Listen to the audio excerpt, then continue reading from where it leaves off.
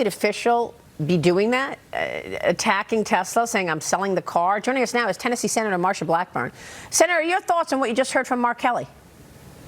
Maria, individuals are going to buy whatever car they want, but I think it is so inappropriate that because people do not like President Trump, they are not for what Doge, which is being led by Elon Musk, is doing, that they are going out and they are attacking Tesla.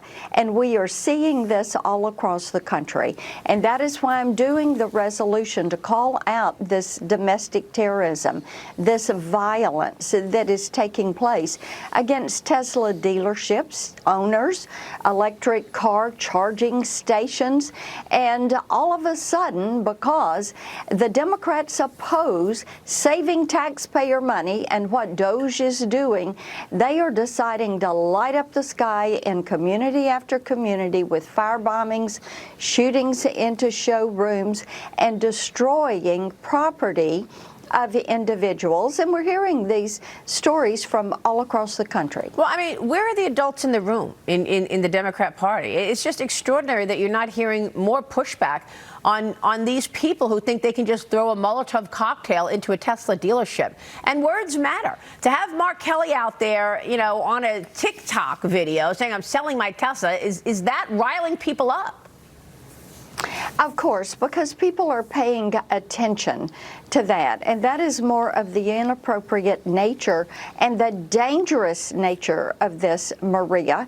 If you don't like the product, don't buy it. But for goodness sakes, to go destroy these dealerships and the private property of individuals, to harm jobs and to destroy charging stations, that is what these people are doing. Now, the Democrats have spent 4 years crying about domestic terrorism, but it is crickets when it comes to speaking out against this. And this is not something you would say is peaceful protest. This is violence, it is destruction, and this is domestic terrorism. Tesla owners are many times afraid to get in their car and drive it. Yeah, I mean, and when they park it somewhere, it's getting hurt, windows are being broken, they're trying to push in. This is amazing. I mean, what hypocrisy, you know, and then during the Biden years, we've got, you know, elected officials going after soccer moms and saying they're domestic terrorists. I mean, it's absolutely outrageous and really dangerous and embarrassing for these elected officials to not speak about all of this. Meanwhile, Senate Judiciary Committee Chairman Chuck Grassley scheduled a hearing next week on the federal judges blocking President Trump's agenda. It'll happen one day after the House Judiciary Committee holds their own hearing on this. Speaker Mike Johnson is considering pulling funding from these courts. President Trump is now calling for, quote, an immediate investigation into this rigged system, he calls it, in a Truth Social post this morning. He's questioning how it's possible that the judge who blocked his deportation flights is now assigned to the Signal chat case. Senator, you're on the Judiciary Committee. How is that possible? What can be done here with these judges? Yes, and we will have our hearing next week. We also have legislation that Senator Grassley has filed that would clarify that a district judge's purview is over the district and over the case in front of them. Therefore, if it's a case on immigration, it applies to the immigrant in front of them, not to all immigrants. And so we will bring that forward next week. We will move forward with that legislation and push it to bring that clarity. A federal district judge does not have the authority to issue nationwide injunctions. Yeah, but the Democrats want the judicial branch to pick up where the other haters and resistors left off in the first Trump administration. Meanwhile, you all are trying to work on the business of the people. The Congressional Budget Office is warning lawmakers that they're running out of time to do something about the debt limit. If it remains unchanged, the office says that the government's ability to borrow using established extraordinary measures will probably be exhausted in August or September of 2025. President Trump wants a debt limit increase included in the budget reconciliation bill. Here's the president yesterday on this. Now we need Congress to pass the largest tax cuts in American history. And I think we can finally say one big, beautiful bill, because everybody's there. I spoke with John Thune, is doing a terrific job also, and the senators, and we want one big, beautiful bill. Just put it all in that bill, and we'll figure a way to have it passed.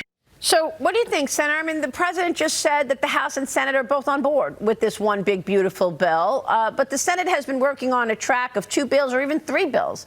Tell me where we are, and do you really believe you can get all of those things in Trump's agenda in one bill? We're doing our best to make certain that there is a continuation on the debt ceiling and that we make the tax cuts permanent using current policy, not current law, but current policy. And we're continuing to see how much we can get in that first bill. And we know we've got that second and third reconciliation. Our goal is to pass President Trump's agenda. Yeah, you want to pass the agenda, but how you'll pass the agenda is the question. So Yes. What would it look like if it were more than one bill? What we will do is use rescissions to codify the DOGE cuts, and that could travel in tandem with the reconciliation bills. Getting those tax cuts made permanent is the imperative. That has got to be one of the first things on our to-do list. And Maria, it has to be done before the end of the fiscal year, just like the debt ceiling issue is going to have to be addressed before the end of the fiscal year. Now, DOGE is up to $130 billion they have found in savings. We need to codify that. That gives us more space for tax cuts. So you can do that in the first bill where you've got border and defense, and then the second bill would be what? And is there a third bill that you're talking about? Yes, we could do border defense, military, then we could do tax cuts and look at that as a bucket. There again, using current policy really speeds that process and helps us to get that codified more quickly. And then the third bill, of course, we'll be able to use that third reconciliation for other items. We have about 200 excellent ideas for tax cuts that will save the taxpayer money and help us to address President Trump's agenda in full. Do you believe we will have clarity on, is it 1 bill, 2 bills, or 3 bills by the time you leave for Easter in 2 weeks? Oh, indeed I do. I think you'll see the Senate take a vote next week. We're looking forward to speeding up this process of making those tax cuts permanent. And Senator, you were at the White House yesterday for the announcement of the first ever Republican Women Caucus. President Trump was there. He gave you a nice shout out. Tell us about the importance of this Women's Caucus. I think it is absolutely fantastic. We have a president who can tell you the difference between a man and a woman. And he set aside yesterday to celebrate Women's History Month and point out so many trailblazing women that are in his administration. Susie Wiles is one of the ones that he brought special attention to. And of course, we have the most magnificent First Lady in Melania Trump. Yeah, well, you were the one who brought up that incredible question in that hearing, asking Democrats That's right. define a woman versus a man. That was epic. Senator, it's good to see you this morning. Thank you so much. Good to see you. All right, Senator Marsha Blackburn.